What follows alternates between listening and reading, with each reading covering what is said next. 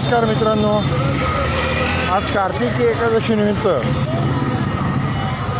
मी असं ठरवलं की मी 4 वाजता निघालो आणि आता आळंदीला पोचलो. गर्दी खूप असते. गुरुवारी संजीवन समाधी सोहळा आहे, पण मी म्हटलं की आज जाऊन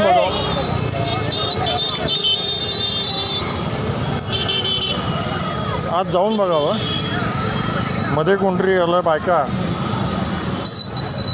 जाड बायका आल्या की पटकन हलत नाहीत, हा एक प्रॉब्लेम असतो, किंवा जाड पुरुषसुद्धा. पण एनिवे, तर अशी भरपूर गर्दी आहे. आणि खरं म्हणजे बस माझ्या मागे आहे, पण अदरवाईज 2 व्हीलर्स सोडून सर्व 4 व्हीलर्सचा मज्जाव केला आहे.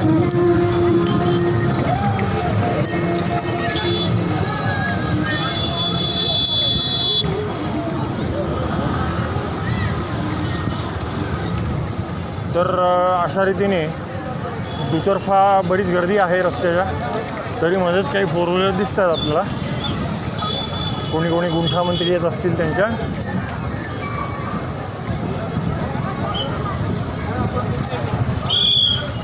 तर हा आता शेवटचा 2 किलोमीटरचा रस्ता आहे, पण हा तसा बंदच केलेला आहे बाकी सर्व वाहनांना.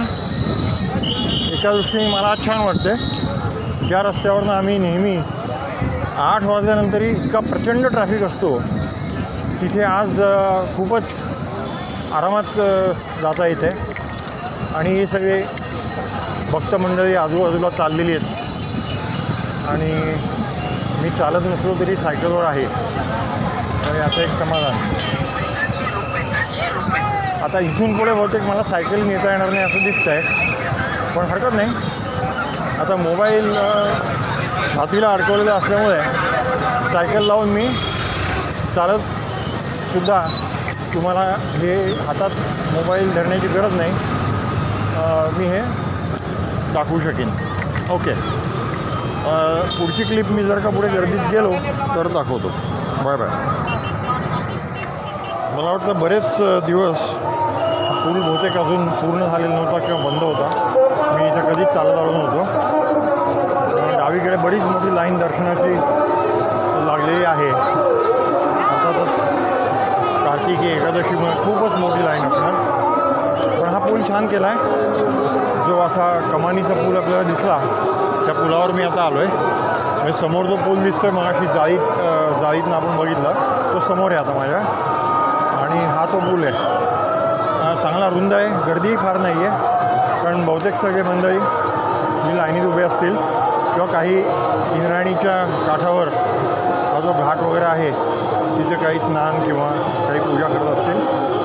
लाईटिंग आहे जिकडे तिकडे. सभोवार तुम्ही बघताय.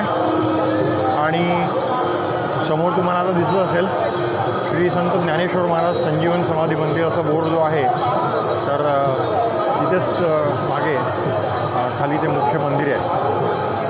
तर मला वाटतं ह्या पुलावरनं मी आता परत जाईन, कारण पुढे भरपूर गर्दी आहे.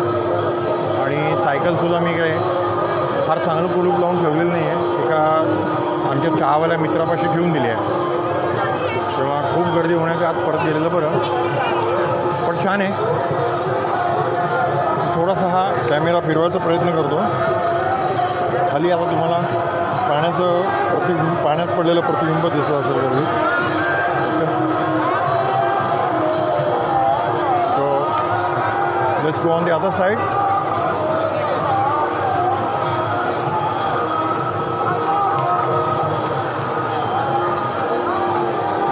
Okay, let's stand here. आणि हे असं छान विहंगम दृश्य दिसतं सगळं.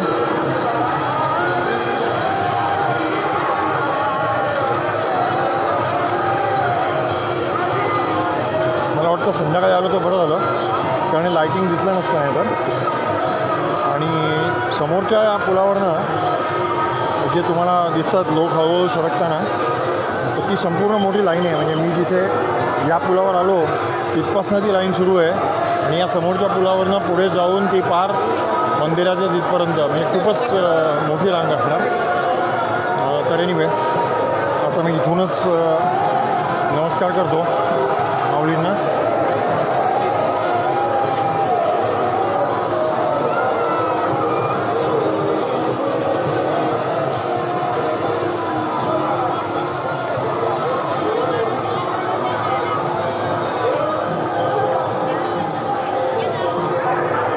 ओके, परत जाताना क्लिप करू. तर ही शेवटची क्लिप मित्रांनो या मंदिराच्या जवळ.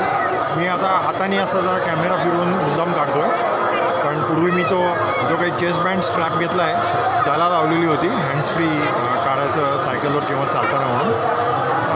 खूप छान आहे हे दृश्य सगळंच. आणि या पुलावर उभं राहून मी ही क्लिप काढली आहे.